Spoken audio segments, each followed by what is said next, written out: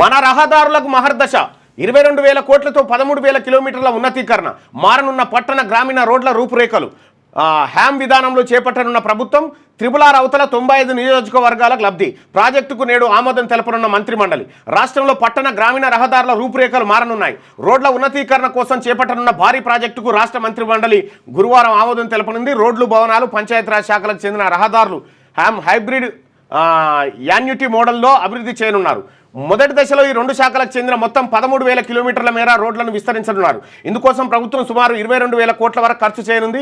అయితే హ్యామ్ విధానంలో 60% నిధులను గుత్తేదారు సంస్థలే తొలుత ఖర్చు చేస్తే ప్రభుత్వం ఆ సొమ్మును 15 సంవత్సరాల్లో ఏడాదికోసారి చొప్పున వాయిదాల పద్ధతిలో చెల్లిస్తుంది. ప్రభుత్వం వెచ్చించాల్సిన మిగిలిన 40% నిధులు కూడా దశల వారీగా విడుదల చేసే అవకాశం ఉండడంతో పెద్దగా ఆర్థిక భారం లేకుండానే రహదారుల అభివృద్ధి చేయవచ్చన్న ఉద్దేశంతో ఈ విధానాన్ని ఎంచుకున్నారు. దీనిపై రాష్ట్ర ప్రభుత్వం 6 నెలలుగా కసరత్తు చేస్తుంది. మహారాష్ట్రలో విజయవంతమైన హ్యామ్ విధానం అమలు తీరును రాష్ట్ర అధికార ప్రతినిధి బృందం అక్కడికి వెళ్లి పరిశీలించి వచ్చింది. ఈ క్రమంలోనే తెలంగాణలోనూ అమలు చేసేందుకు రంగం సిద్ధమైంది.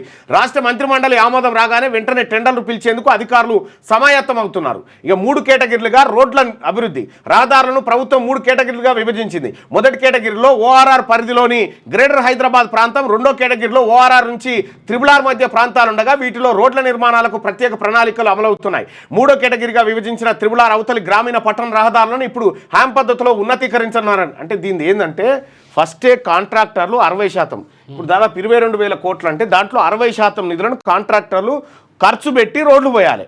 వాళ్ళకు ఏకాన పైసీయరు. ఆ కాంట్రాక్టర్లకు 15 ఏళ్ల పాటు ఈఎంఐల రూపంలో రాష్ట్ర ప్రభుత్వం కట్టుకుంటూ వస్తుంది అన్నట్టు.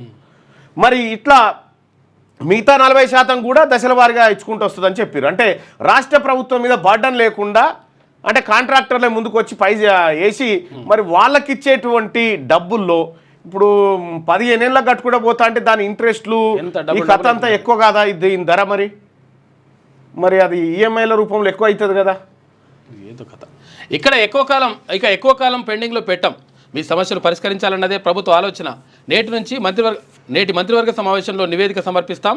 ఇక ఉద్యోగ సంఘాల ఐకాస సమావేశంలో డిప్యూటీ సీఎం బట్టి విక్రమార్క మాట్లాడండి.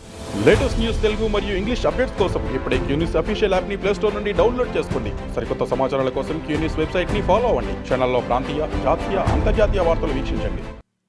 లైక్ చేయండి.